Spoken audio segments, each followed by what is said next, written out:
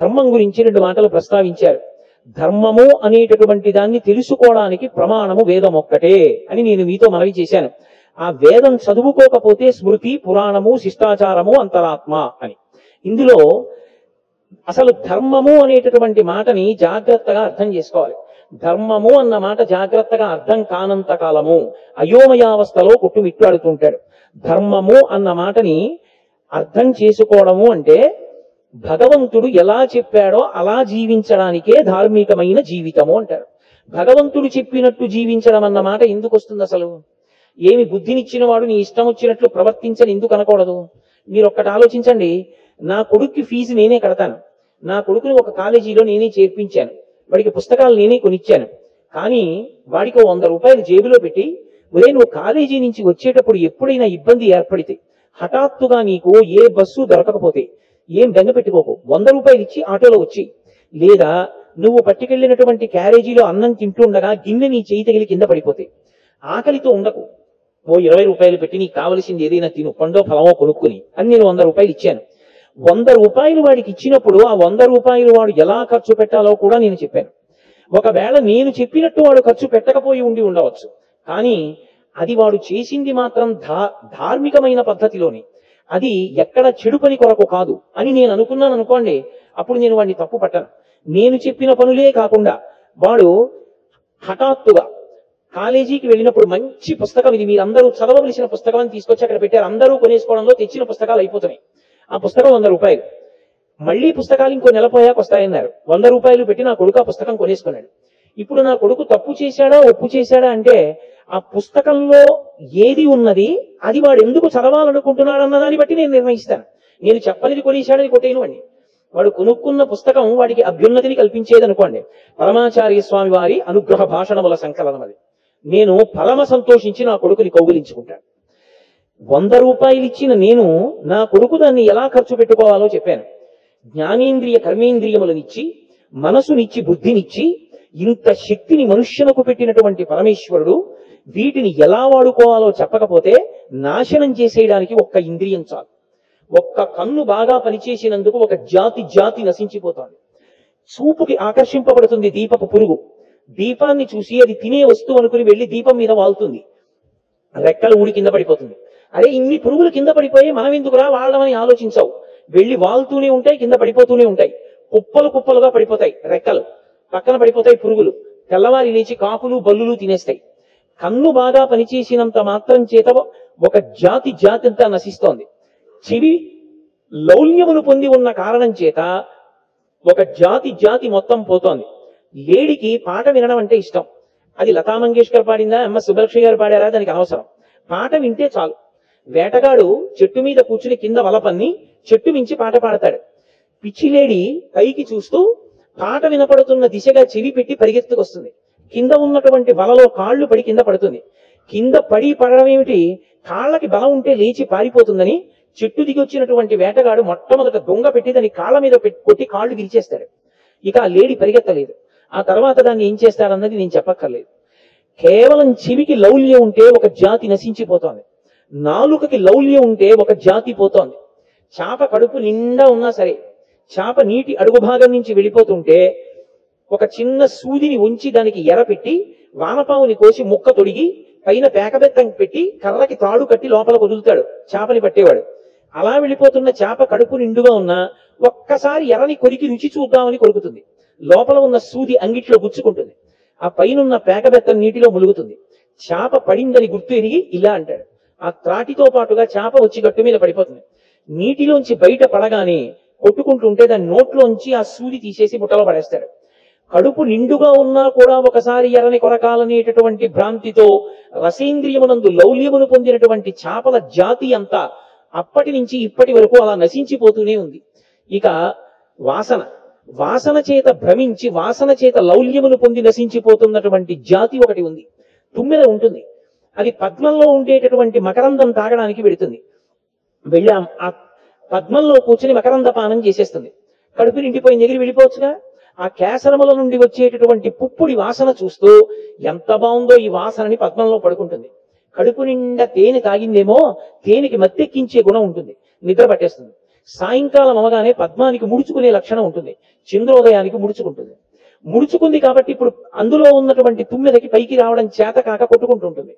సాయంకాలం అయితే నీళ్లు తాగడానికి ఏనుగులు వస్తాయి. వచ్చి సరోవరంలో ఉన్న పద్మం యొక్క తూడు తమ తొండంతో పెరిగి బయట పారేసి తమ కాలితో తొక్కుతాయి. తొక్కినప్పుడు లోపల ఉన్నటువంటి తుమ్మెద ఏనుగు యొక్క పాద తాకిడికి మరణిస్తుంది. అంటే కేవలముగా వాసనాలౌల్యము చేత పద్మంలో పడుకుందాం అనుకునేటటువంటి తుమ్మెదల జాతి అంతా కూడా ముక్కు యొక్క తన్మాత్ర అయినటువంటి వాసన యందు లౌల్యం ఉన్న కారణం చేత నశించిపోతోంది. ఏనుగుకి స్పర్శేంద్రియమునందు లౌల్యం. ఆడ ఏనుగు కనపడితే ఒకసారి ఇలా రాసుకోకపోతే అది ఉండలేదు. అందుకే పెద్ద గొయ్యి తవ్వి పుచ్చుకర్రలు పరిచి దాని మీద గడ్డి వేసి ఒక ఆడ ఏనుగు బొమ్మ పెడతారు మట్టితో చేసి. ఆడ ఏనుగు కనపడగానే దాన్ని ఒరుసుకుందామని వచ్చి ఒక్కసారి ఆ ఆడ ఏనుగుకి తన చర్మాన్ని ఇలా ఇలా రుద్దుతుంది. ఆ ఊగడంలో బరువుకి కర్రలు విరిగి గోతిలో పడిపోతుంది. ఇక దానికి ఆహారం పెట్టరు, నీళ్లు ఇవ్వరు. అది సృష్టించిపోయి నీరస పడిపోతే ఆ పిచ్చి 4 చెరుకు కర్రలు పెట్టినటువంటి వ్యక్తి ఆ అంకుశాన్ని చేత్తో పట్టుకుని కుంభస్థలం మీద పొడుస్తుంటే తలలోంచి వచ్చిన పోటుకి భయపడిపోయి ఆ అంకుశం చూసినా మావటిని చూసినా భయపడిపోయి ఇంత పెద్ద ప్రాణి అతను ఏం చెప్తే చేస్తుంది. అంకుశం అంటే ఎంత భయం అంటే దాని ముందరి 2 కాళ్ల ముందు అంకుశాన్ని పెట్టి మావటి పక్కన కూర్చుంటాడు. తొండం ఇలా ఊపుతుంది, కాళ్ళు వెనక్కి ఆడిస్తుంది తప్ప ముందరి కాలు ఎత్తి మాత్రం అంకుశం మించి బయటికి వెయ్యదు. బయటికి వేస్తే అది పెట్టి తలలో పొడుస్తాడని భయం.